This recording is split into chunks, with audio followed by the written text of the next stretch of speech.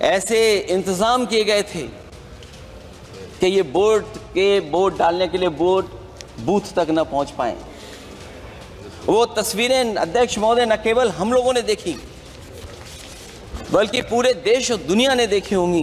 तो जाति जनगणना कराने का काम हम लोग करेंगे। याद है उस समय जिस समय उत्तर प्रदेश का इलेक्शन चल रहा था, बहुत से लोगों को वोट डालने का अधिकार जिनको था उनको अधिकार से रोका गया और जो लोग वोट डालने जा रहे थे उन्हें डराया धमकाया जा रहा था। ऐसे इंतजाम किए गए थे कि ये वोट डालने के लिए वोट बूथ तक न पहुंच पाए। वो तस्वीरें अध्यक्ष महोदय न केवल हम लोगों ने देखी बल्कि पूरे देश और दुनिया ने देखी होंगी कि किस तरीके से उत्तर प्रदेश की सरकार के प्रशासन के इशारे पर एक पुलिस के अधिकारी ने महिलाओं को वोट से डालने से रोका और रिवॉल्वर दिखा करके कहा कि वोट डालने नहीं जाओगे। मैं उन बहादुर महिलाओं को बधाई देना चाहता हूं कि उन्होंने परवाह नहीं की और उन्होंने कहा कि इससे कुछ जान जाने वाली नहीं, अगर जान भी जाएगी तो हम वोट डाल करके आएंगे। क्या यही लोकतांत्रिक राज्य है? सच्चे लोकतंत्र में जनता श्रद्धापूर्वक मतदान के माध्यम से अपनी सरकार चुनती है। क्या हम सही अर्थों में लोकतांत्रिक व्यवस्था में जी रहे हैं जहां सरकार मशीन और सरकारी मशीनरी के जरिए जहां चाहे अपनी सरकार बना लेती है, जनता के मत का कोई अर्थ नहीं रखे हैं, वह लोकतंत्र नहीं कहा जा सकता है। यह व्यवस्था जब तेजी से लोकतंत्र में तानाशाही की तरफ बढ़ रही है, हिटलर ने भी तो जनता द्वारा चुने जाने के बाद संविधान में संशोधन करके तानाशाही कायम कर दी थी। हमारी सरकार भी उसी के समांतर चलने का प्रयास कर रही है। प्रस्तावना में अध्यक्ष महोदय सामाजिक, आर्थिक और राजनीतिक न्याय दिलाने की बात है।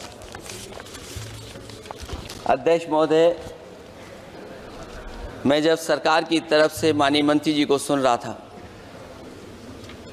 उन्होंने जाति जनगणना को लेकर के कहा कि जाति जनगणना कराना चाहें तो करा लें। हम लोग तो उस पक्ष के धर लोग हैं, अगर आप करा सकते हैं तो आप कराइए। नहीं अध्यक्ष महोदय, जब कभी भी हम लोगों को मौका मिलेगा तो जाति जनगणना कराने का काम हम लोग करेंगे। सामाजिक न्याय समाज के अनुसूचित जाति, अनुसूचित जनजाति और अन्य पिछड़े वर्गों को न्याय दिलाने का बड़ा असर आरक्षण था, उसे समाप्त कर दिया गया है। आउटसोर्सिंग और कॉन्ट्रैक्ट बेसिस पर थोड़ी बहुत नौकरियां जो दी जा रही हैं उनमें दलितों और पिछड़ों का कोई आरक्षण नहीं है। शिक्षण संस्थाओं और विश्वविद्यालय में प्रोफेसर्स और वाइस चांसलर के चयन के समय इनके आगे लिख दिया जाता है, एक नया शब्द का इजाद हुआ, NFS, नॉट फाउंड सुटेबल। सरकारी उपक्रम भेज दिए, प्राइवेट उपक्रमों में कोई आरक्षण नहीं है। अध्यक्ष महोदय, शिक्षा मंत्री जी सूची जारी करें और अगर ये बात कहीं भी गलत है तो शिक्षा मंत्री जी सूची जारी कर दें। देश के सभी केंद्रीय विश्वविद्यालयों के वाइस चांसलर की ओर प्रोफेसर्स की एक, मैं तो कहूंगा अध्यक्ष महोदय कि शिक्षा मंत्री जी अगर ये सूची जारी कर दें कि जितनी भी सेंट्रल यूनिवर्सिटीज हैं